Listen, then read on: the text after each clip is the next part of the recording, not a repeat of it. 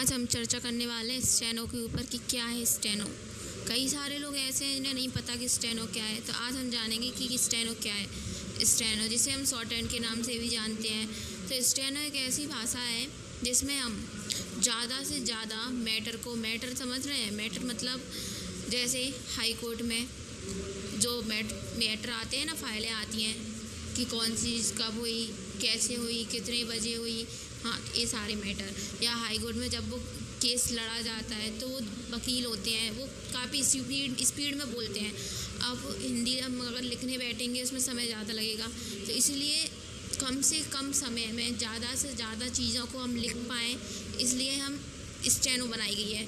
इसलिए हम स्टेनो सीखते हैं, जिसे शॉर्ट हैंड भी कहा जाता है। अब स्टेनो का फ़ायदा क्या है? तो स्टेनो का फ़ायदा सीखने का ये है कि हमारे समय की बचत होती है और हम कम से कम समय में ज़्यादा से ज़्यादा चीज़ों को लिख पाते हैं, छोटे से छोटे तरीके से लिख पाते हैं। स्टेनो भी दो तरह की होती है, इंग्लिश में भी होती है और हिंदी में भी होती है। हिंदी में जैसे ऋषि पद्धति और दत्त पद्धति, तो ऐसे स्टेनो।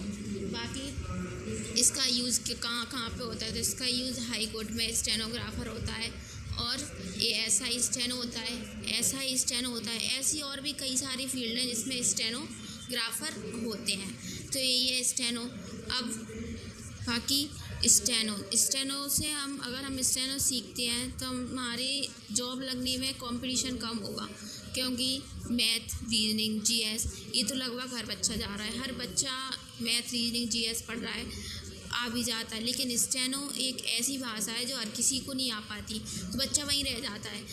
वो रीजनिंग, मैथ, जीएस ये सब तो कर लेता है, लेकिन वो स्टेनो नहीं सीख पाता, तो वहीं कंपटीशन कम हो जाता है। एक तरफ वो बच्चा है जो मैथ, रीजनिंग भी आता है, उसे स्टेनो भी आता है। एक तरफ वो बच्चा है जो स्टेनो में रह जाता है और मैथ, रीजनिंग में पास हो जाता है, तो वहीं कंपटीशन कम हो जाता है। इसलिए स्टेनो में जॉब लगने का थोड़ा चांस ज़्यादा होता है।